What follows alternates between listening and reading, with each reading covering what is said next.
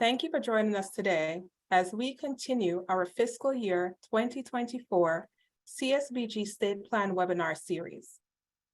Today's meeting title is Everything You Need to Know About Oversight, Administration, and Continuous Improvement pertaining to the submission of your CSBG State Plan, focusing on PEAAK, which stands for Performance Evaluation, Accountability, Accessibility, and Knowledge.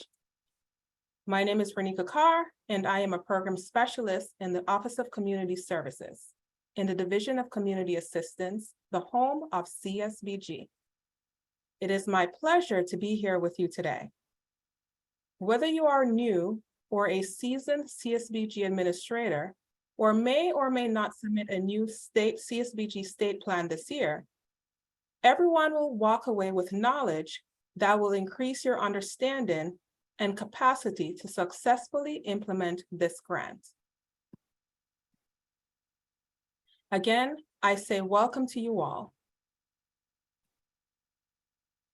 To support a smooth meeting that involves us being respectful of our colleagues, I would like to go over some housekeeping items. First, everyone has been muted on entry, and we ask that everyone remains on mute throughout the webinar. Second, if you have questions throughout the webinar, please submit them using the Q&A function on Zoom. We will have time to address those questions at the end of the webinar. And this Q&A is what the presenters will be monitoring.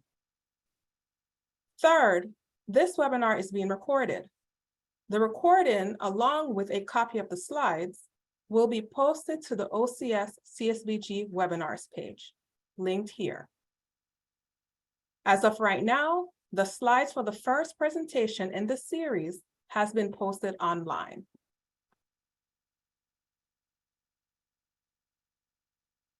During today's engaging and interactive meeting, we will continue our discussion of the importance of the state plan and how a strong plan supports strong performance by states and eligible entities, and how it aligns with PEAAK. We will also provide a walkthrough of sections 10 through 15 of the CSBG State Plan. This convening will also provide you with the opportunity to ask questions about what you've heard and who you should contact if you have any questions.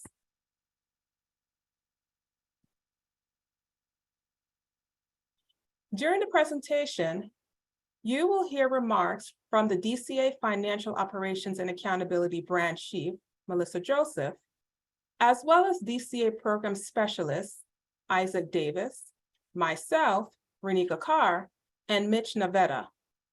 This will be followed by final comments from the DCA Program Operations Branch Chief, Verna Best.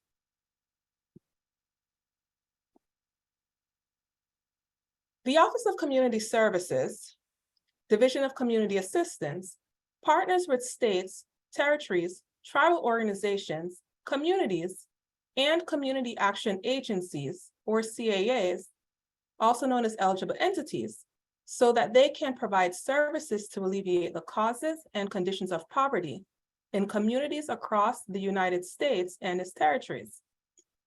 The purpose of the funds is to reduce poverty, revitalize low-income communities, and empower low-income families and individuals to become self-sufficient.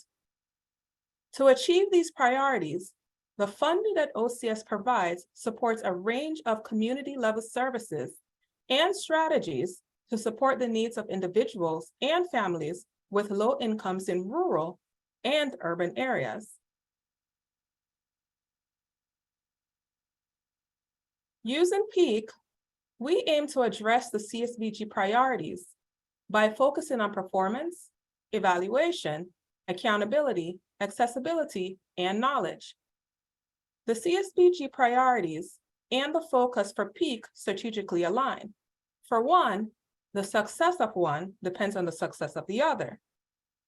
Through the successful implementation of the elements addressed in PEAAK, including the topics that today we will address, such as the overall state plan, monitoring, elements of the org and accountability standards, and ROMA, we can serve those that we are accountable to, grow organizationally, increase the capacity of the CSBG network, and build strong communities that are economically viable, successful, and solid. Basically, we will be able to fulfill the mission and purpose of CSBG.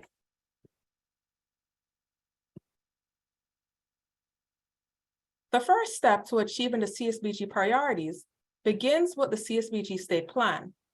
Here, we have included for reference the actual language about the state plan that is found in Section 676 of the CSBG Act. As you can see, it has been a requirement since the fiscal year 2000 and is essential for states to complete to be eligible for CSBG funds. The CSBG State Plan is a critical document for both state and federal oversight of CSBG. The plan helps grant recipients identify their goals clearly and share that with OCS and the subrecipients, namely the eligible entities. It makes state grant recipients decide clearly and concretely what they need to do to have the effect on the communities that they want. It helps grant recipients, subrecipients, and OCS understand the goals and objectives that the states would like to achieve and what we need to do to reach it by involving everyone in the planning process. Also, a good plan is a good way to keep track of your progress and informs your future decisions. Therefore, it is strongly recommended that states and territories review their state plan annually to ensure their program is being administered in accordance with the change in times. Ultimately, this framework will enable the CSBG network that includes local, state, and federal at the local, state, and federal levels to continuously improve its programs and generate breakthrough outcomes for families, individuals, and communities with low incomes. A complete state plan includes the cover page with the SF424M and the 15 sections listed on the slide. For today's webinar, we will focus on sections 10 through 15. This includes section 10, monitoring, corrective action, and fiscal controls. Section 11, eligible entity tripartite board. Section 12, individual and community income eligibility requirements. Section 13, results-oriented management and accountability, or the ROMA system. Section 14, CSBG programmatic assurances and information narrative, and Section 15, federal certifications. Before we continue, I am reminding you all that federal fiscal year 2024 CSBG plans are due in the online data collection system, also referred to as OLDC, by Friday, September 1st, 2023. The CSBG State Plan form is now available on OLDC for grant recipients to begin inputting their information.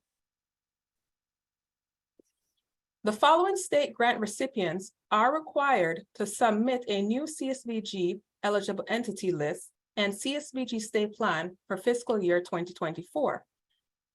This was due to OCS on July 14th. If you have not submitted your updated list to OCS, please do so immediately. As discussed in CSBG DCL 2022-39, OCS updated the CSBG eligible entity list, and therefore all grant recipients must provide an updated list. The list now includes 3 new fields: executive director, website address, and unique entity identifier, also known as the UEI. Regarding the state plan, for those submitting a new plan, you must complete and submit all sections of the new plan, including the SF424M, which is the standard form for federal assistance. Also, if you are submitting a 2-year plan, please provide information for the 2 years that are covered by the CSBG State Plan. For those that are not required to submit a new plan this year because you already have a plan that covers the fiscal year 2024, Please note that you are still required to submit a CSBG eligible entity list in OLDC via grantsolutions.gov.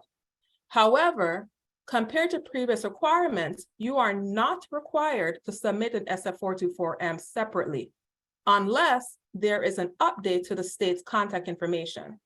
You also have the option to update or revise your plan.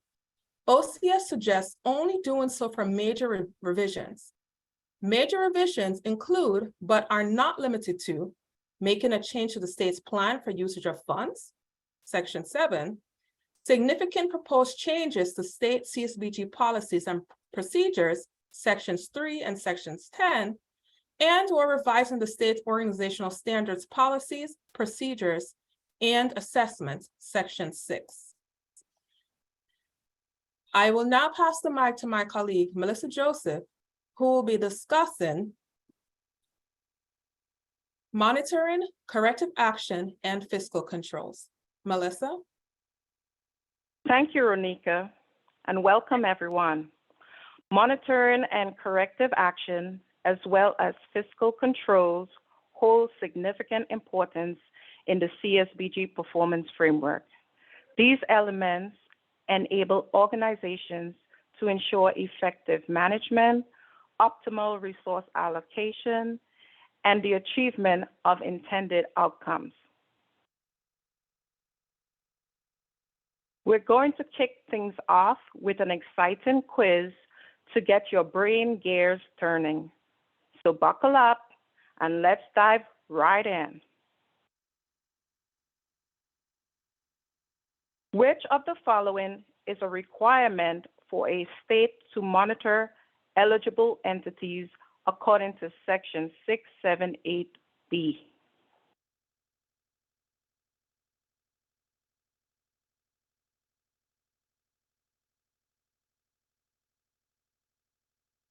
For those of you who selected option D, congratulations, you are absolutely correct.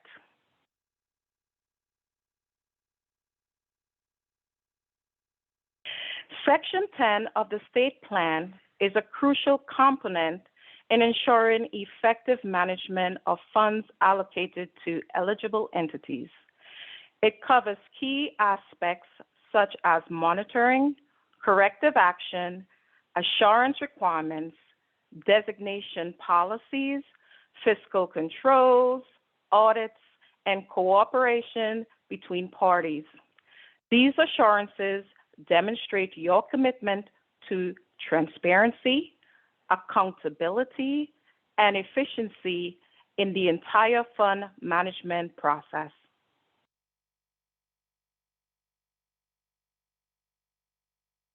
Planned monitoring visits play a crucial role in enhancing PEAAK for all organizations. PEAAK ensures that the CSBG recipients derive maximum value from the resources provided. Furthermore, it guarantees that these efforts translate into measurable outcomes and provides a bright future for our communities in need. By optimizing the PEAAK framework through regular monitoring visits, we can unlock unprecedented success and drive meaningful change at an unparalleled pace, strengthening CSBG recipients of programs across the nation. Under Section 10.1, states must provide a proposed schedule for planned monitoring visits.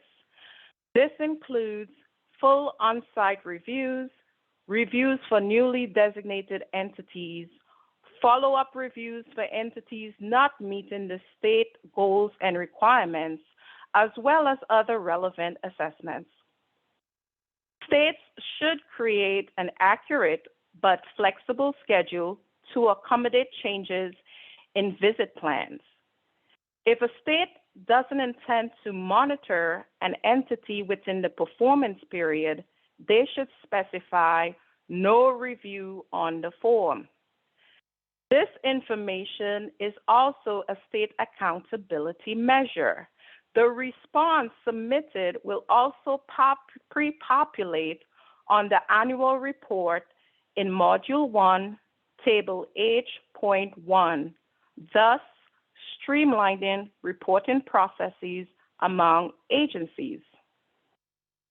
States should also consider any plans to resume post-COVID on-site monitoring. As a reminder, as per IM 160 guidance, states are expected to resume on-site monitoring at the conclusion of the public health emergency. The public health emergency concluded on May 11, 2023.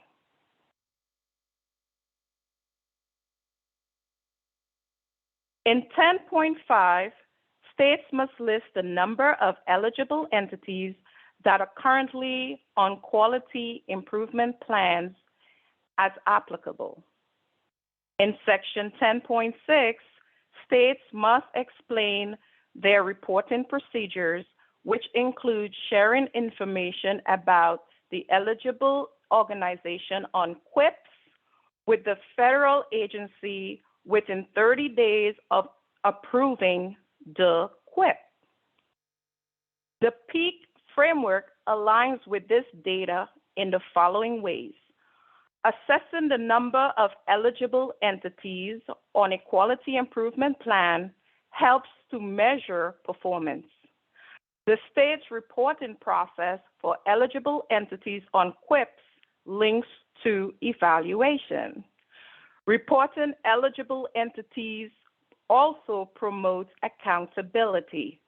Systematic management and sharing of information promotes accessibility. And knowing the number of eligible entities on QIPs helps to make informed decisions.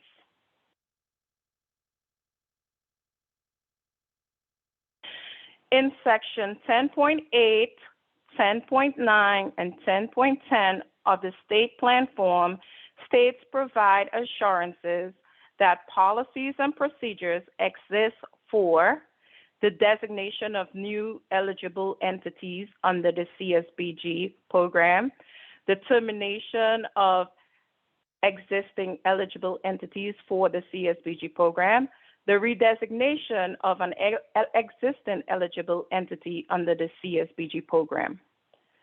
By establishing policies on designation, de-designation, and redesignation, states are truly demonstrating a commitment to the pillars of PEAAK.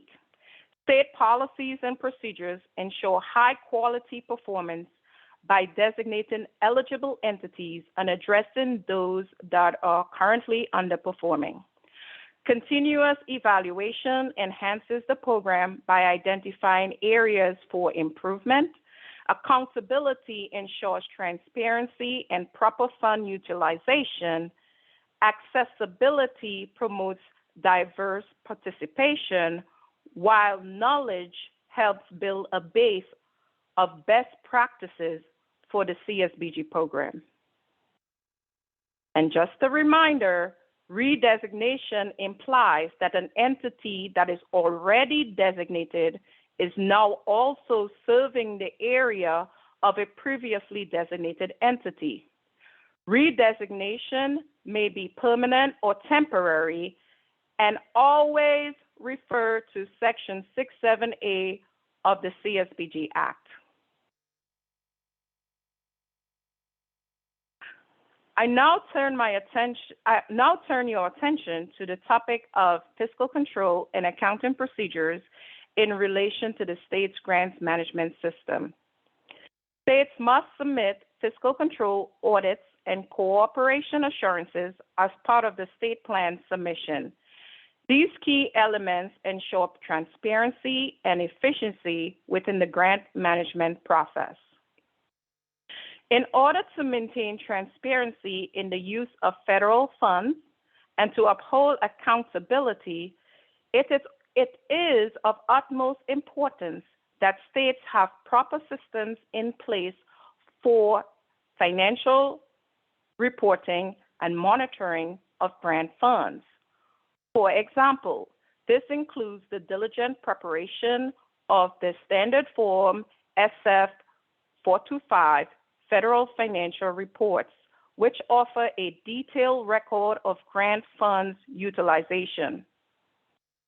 Furthermore, your ability to trace expenditure is vital by ensuring the funds are used in accordance to the block grant regulation applicable to CSBG at 45 CFR 96.30A.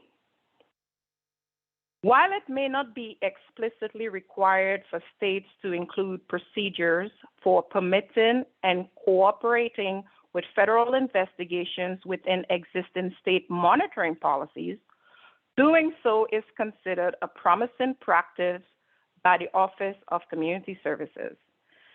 In adopting this approach, you are demonstrating your steadfast commitment to transparency, accountability, and respect for all federal regulations. Let's not forget the significance of mandatory disclosure under 45 CFR 75.113, which is applicable to all CSBG recipients. Abiding by this provision ensures any cases of fraud, waste, or abuse are promptly reported to the awarding agency, enabling necessary corrective action.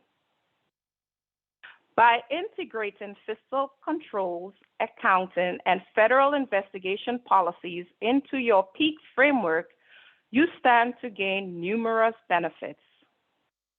Improved performance by effectively managing resources and fostering a positive image through cooperation with federal authorities.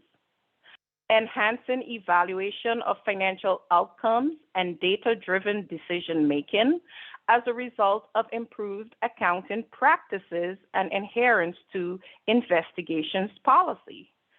Greater accountability made possible through transparent fund allocation and best governance practices. Better accessibility via transparent communication to all stakeholders regarding resource usage and facilitating information sharing for proper evaluation. Increased knowledge and expertise that empowers your state to make informed decisions, ensure regulatory compliance, and identify potential areas for improvement.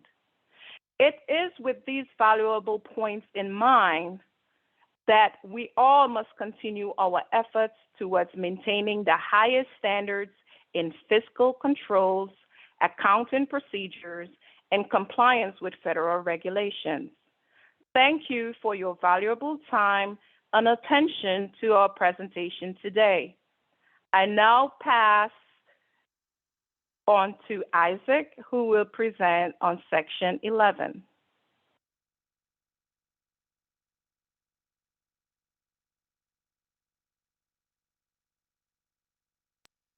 Thank you, Melissa.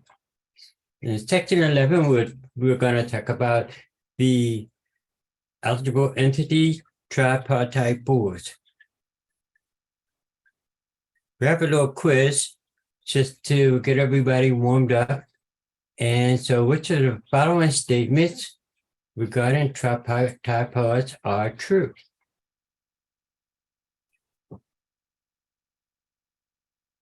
If you selected G, all the above, you are correct.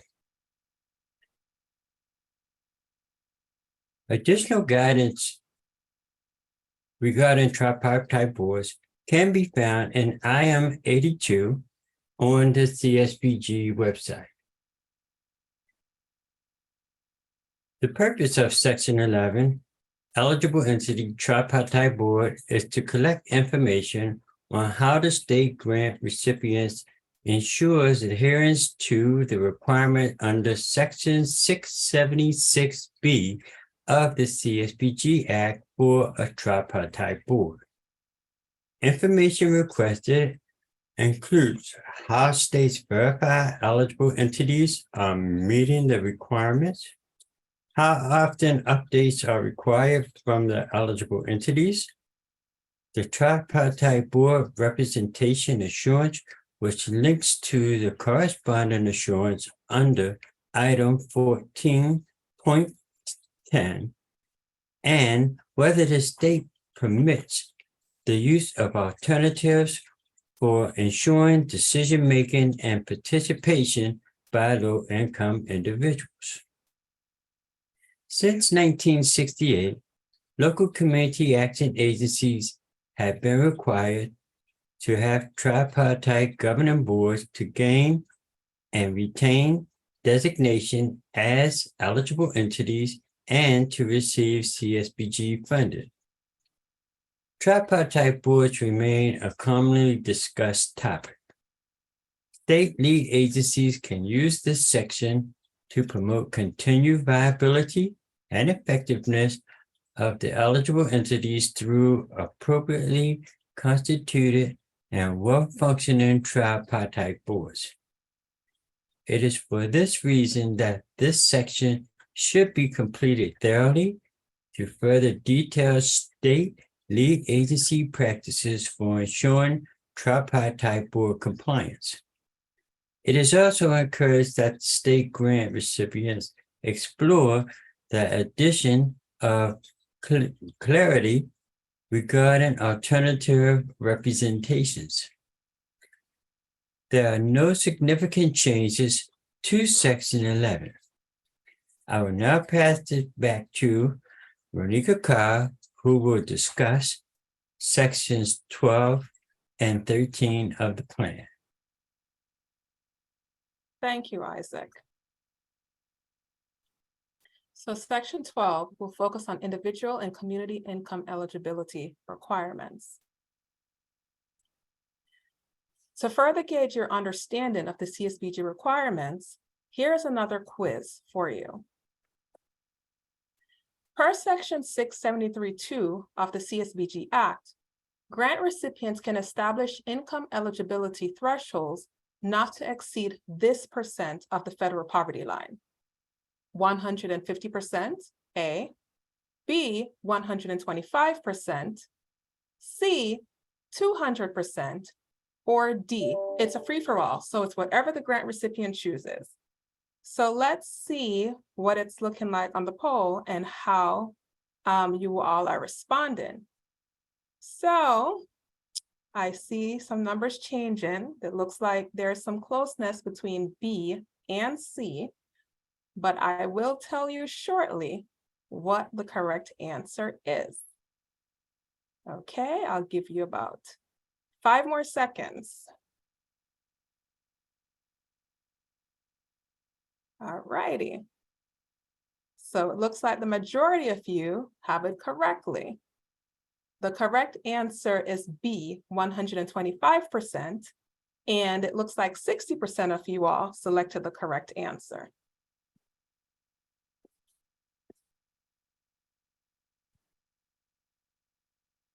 The purpose of Section 12, individual and community income eligibility requirements, is to allow grant recipients to identify the eligibility threshold for services in the state and their policies, procedures, and general practices for ensuring adherence by eligible entities to this threshold in the following service area: individual and family services, general and short-term services, and community targeted services.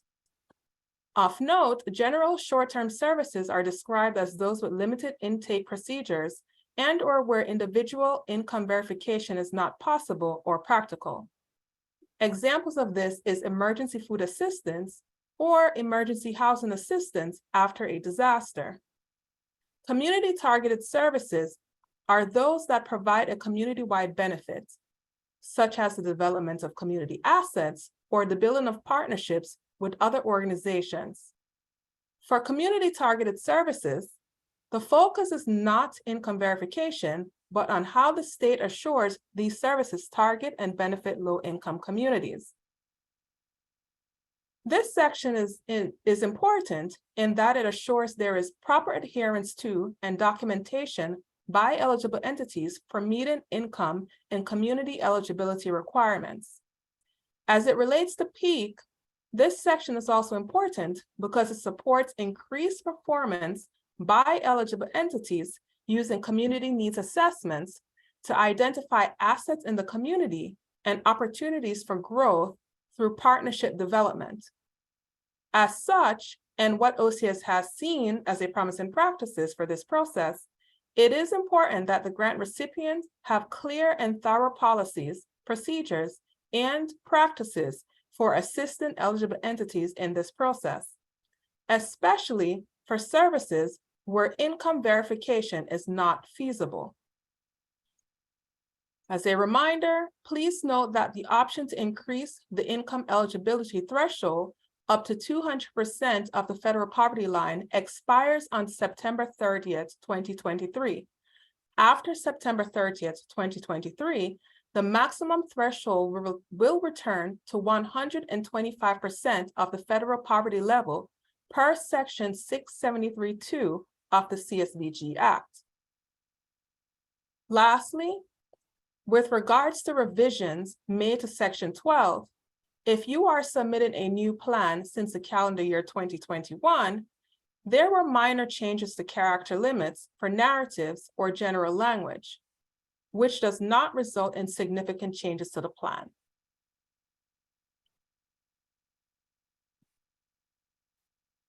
I will now discuss the results-oriented management and accountability system, also known as ROMA. Here's another quiz question to get your brains tingling. All of the following are true except one. Which one is not true? A, Section 678E of the CSBG Act requires that all states and eligible entities use a performance measurement system to measure performance and results. B, ROMA collects information related to outcome measures for eligible entity performance under Section 676B12 of the CSBG Act. C, ROMA collects information related to the community action plans and assessments assurances under 676B11 of the CSBG Act. Or D, states and territories must use the ROMA system and no other performance management system. So let's see here. How much do you know? Okay, the numbers look like majority of you are selecting option D. I'll give you about 5 more seconds. I see some selected options B and C. And again, which one is not true? And you may see a pattern here.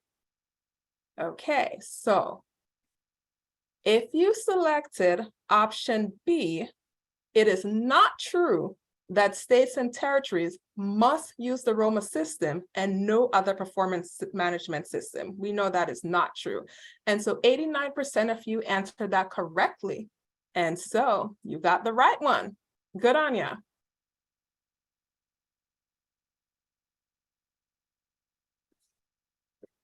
As required by Section 678E(a) of the CSBG Act, state grant recipients must identify the performance measurement system that the state and all eligible entities will use.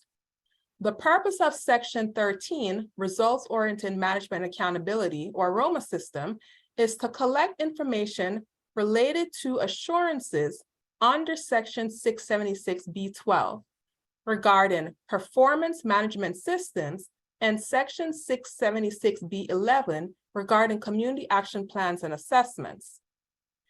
This information will link to the corresponding assurances in Section 14 and will pre-populate the annual report Module 1.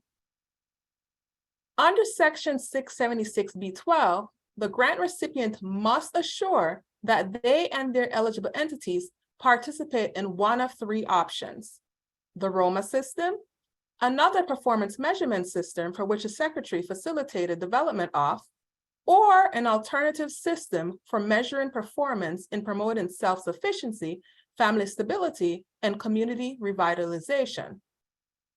This is more clearly laid out in response to items 13.1 through 13.4 and includes how the state will support the eligible entities in using ROMA or an alternative performance management system as well. Items 13.5 and 13.6 pertain to the assurance under 676B11 that describes how the state will secure a community action plan, which will include a community needs assessment from each eligible entity in the state as a condition for receipt of CSBG funding. Beyond an explicit requirement under the CSBG Act, both categories of assurances are important to the administration of the grant and PEAAK, as they would help ensure the grant recipient has engaged thoughtfully in developing their performance management system and ensuring there is a clear process for the development of community action plans and implementation of community needs assessments, all of which will ensure the provision of services will be in line with the community needs. This section also allows grant recipients to consider how they will know and describe success within their state through this process for reporting outcomes and outputs, and how they will evaluate targets against actual results, all of which are important to achieving the CSBG priorities. With regards to revisions made to Section 13 since the submission of a plan in 2021, most changes were to character limits for narratives or general language, which do not result in significant changes to the plan. Ms. Navetta will now discuss sections 14 and 15 of the CSBG State Plan. Thank you, Ronika. I will now be discussing Section 14, CSBG Programmatic Assurance and Information Narrative. To begin, we have a quiz question for you. The question is, which of the following is a programmatic assurance category in Section 14? A, drug-free workplace requirements. B, state coordination with the Low-Income Household Water Assistance Program. C, needs of youth. Or D, information technology. And I will give folks a little bit of time. And it looks like 71% of folks are choosing that the programmatic assurance category in Section 14, I'll end the poll first.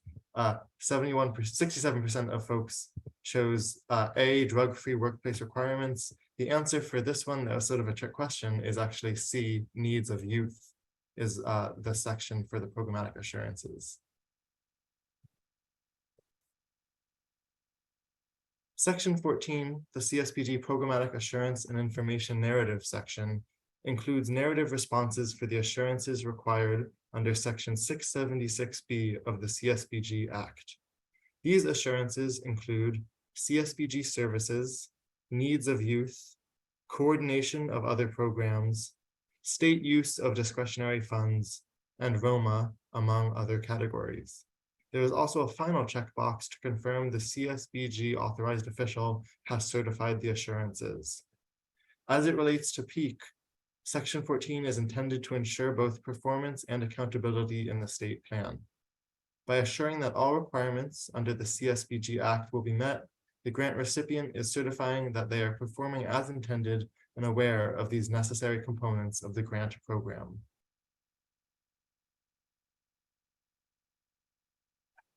I will now discuss Section 15, Federal Certifications.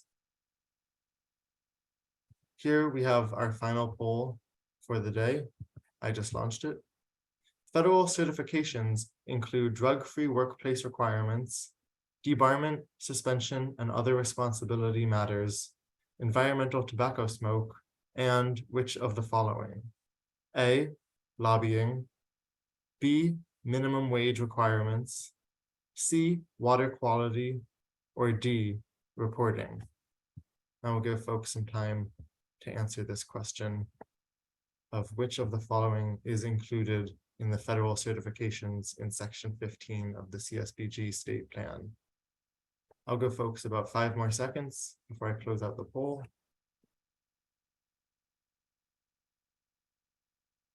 And now I'll share the results. So it looks like 67% of you got the correct answer. The correct answer is A, lobbying is also a federal certification. For section 15, federal certifications, the state CSBG authorized official is required to check the boxes after each certification. These certifications include the topics of lobbying, drug-free workplace requirements, debarment, suspension, and other responsibility matters, and environmental tobacco smoke. This section is another area of accountability, this time for federal requirements. Like with section 14, in section 15, the checkboxes are there to ensure compliance with these different topics on the part of the grant recipient. That concludes our review of sections 10 through 15 of the CSBG State Plan. Please reach out to the DCA office for any program assistance or technical OLDC assistance in the completion of your fiscal year 2024 CSBG State Plan. We have listed contact information here of our DCA staff, including those in leadership, the Office of the Director, the Program Operations Branch, that includes your assigned program contacts, the financial team, and the policy and evaluation team, that includes Monique Alcantara and Nikki Fraser-Curry, who are able to provide you with technical assistance with OLDC. You can also find our contact information on the CSBG webpage. If emailing the office for assistance, please remember to always CC CSBG states at acf.hhs.gov. The next webinar in this series will focus on navigating the online data collection system, OLDC.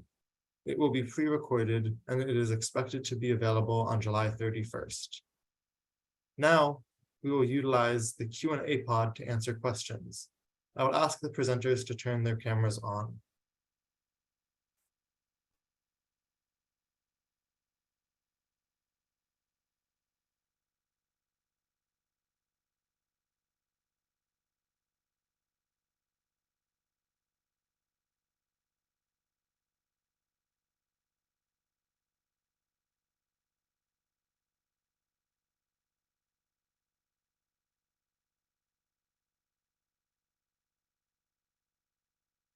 If you have questions about any of the content from today's webinar, please put it into the Q&A box at the bottom of the Zoom screen and we can answer it live here.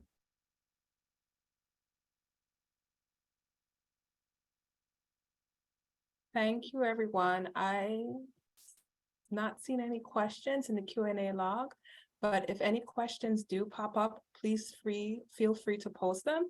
I will now provide our Program Operations Branch Chief, Ms. Verna Best, to provide some remarks.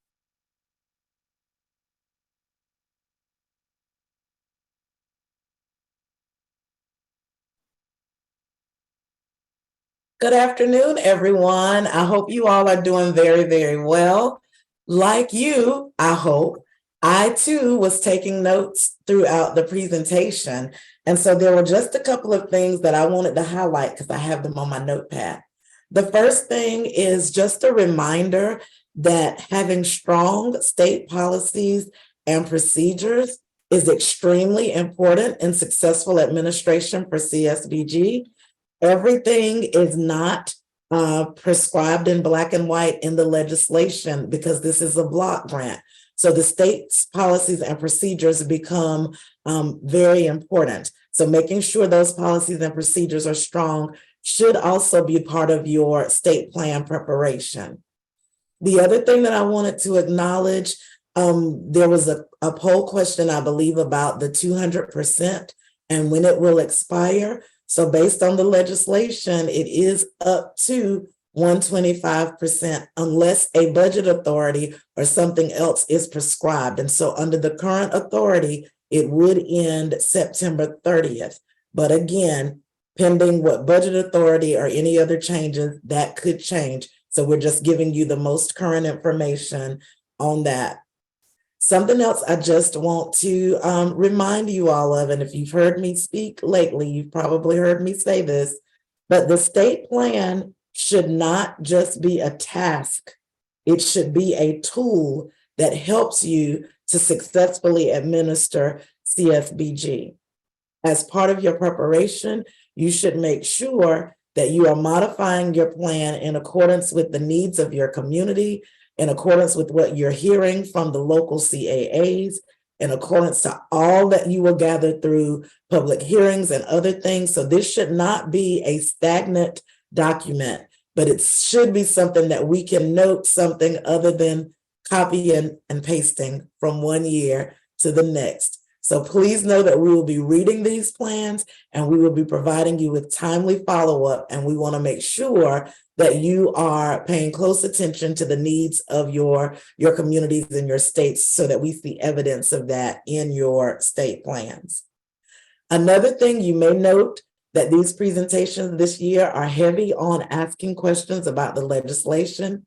Very important for you to know the legislative requirements for administering the grant. So please take those poll questions seriously, even the ones where they're trying to trick you into the wrong answers. I'm so proud of you all when you get the answers right. Also, make sure you're familiar with the federal certifications, because these are the things that you are agreeing to. So you want to make sure you have a good understanding of what those are. And while I'm not going to launch a poll question, I am going to ask if everyone would please answer this question in the chat, because I want everybody to be successful with the question today. My question is, when are the state plans due to the federal office? If you don't mind dropping that answer in the chat. Look at here. I'm feeling real good. I'm feeling real good because everyone is getting the answer correct. And if you listen to the first webinar, I told you that I am going to be on the lookout.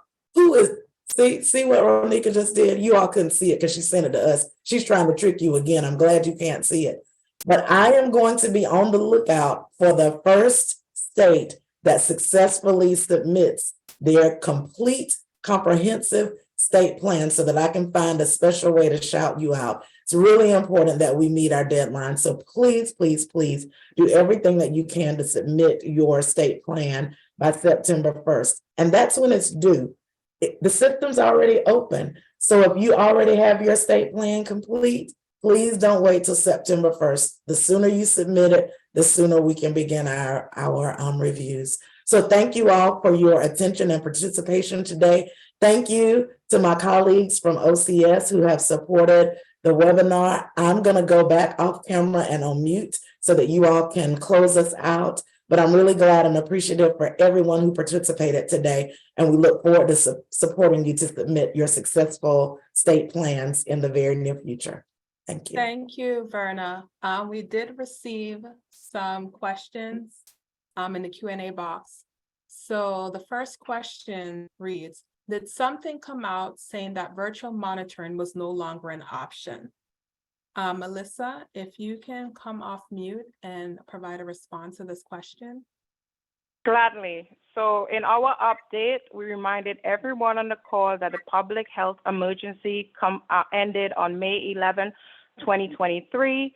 As per the IAM 160 that I presented, I mentioned there's a note on that IAM that says states are expected to resume on-site monitoring at the conclusion of the public health emergency. So if you are planning monitoring, please consider in your planning how you plan to resume on-site monitoring as communicated through that IAM 160. Does that clarify the question?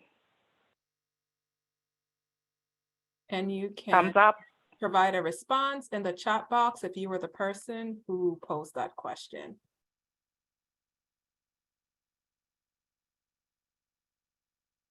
Okay. The other question reads, If we started a round of monitoring and laid out the schedule before the public health emergency ended, do we have to go back and do on-site monitoring for those, or can we complete that round virtually as planned and start on-site afterwards? I recommend that you proceed with your plan as published, because you've already notified your subrecipients or if you are a state, you've already notified your subrecipient of that plan, proceed with your plan. We are just letting you know as an update, May 11, 2023, the public health emergency has concluded.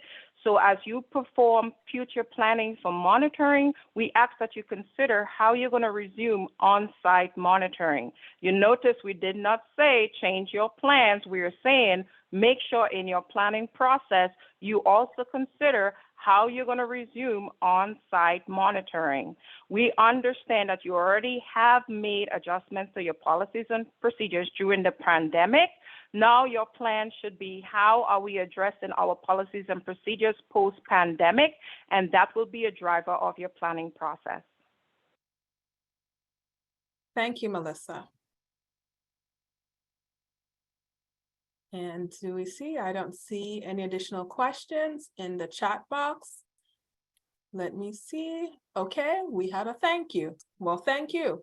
Renika, Yes, Nikki.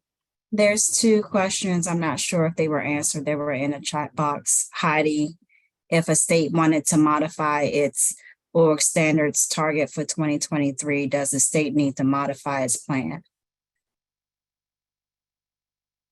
So let's see.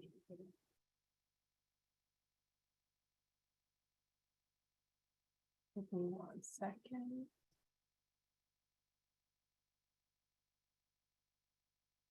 I will refer, Verna, if you're on the call, would you be able to provide an answer to that? Otherwise, we will have to provide a response, a follow-up response to that. Sure, we should be able to have record of that. It should not require a full resubmission of the state plan. And for clarity, is this a state that will not be, is this a 2-year submission state? I'm not sure. And I don't know how we can find out. If Heidi, if you can notify, because if, let's see, 2-year submission. So you should not have to do a full resubmission. You should send that information to your program specialist and we can work from there. So that is not a reason to fully resubmit a state plan. I will verify, I'm pretty sure that I'm giving you the right guidance, but I don't want to give you an answer in haste. So we will make note of your question and make sure you get the official notification. But I believe you should be able to send that information to your program specialist without having to submit a full new state plan. But we will follow up with you on that.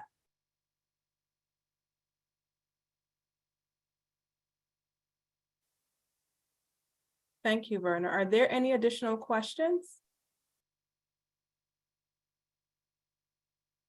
There was one from Angela. When do you anticipate new budget authority would be available for fiscal year 24 funds? Is there a chance a new budget authority would allow 200% FPL?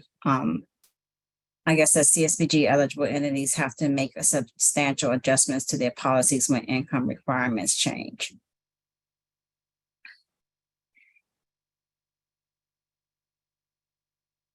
Now, you all know that many things are possible, but we cannot speak about whether or not we believe that the 200% will continue. That is not something that we know. What is the safest thing for me to share with you is as soon as we have that information, we will make it available to the network. I can appreciate your comment that you have to make substantial adjustments to policies and procedures when those income levels change. So as soon as we have solid information to share with you, we will provide that. But there is no way for us to know that at the present time.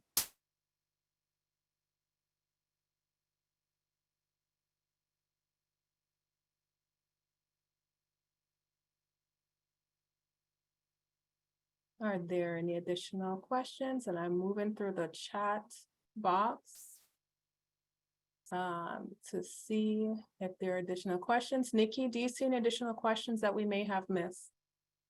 No, I do not. Thank you. Okay. Thank you. Thank you, Nikki, and thank you, Verna.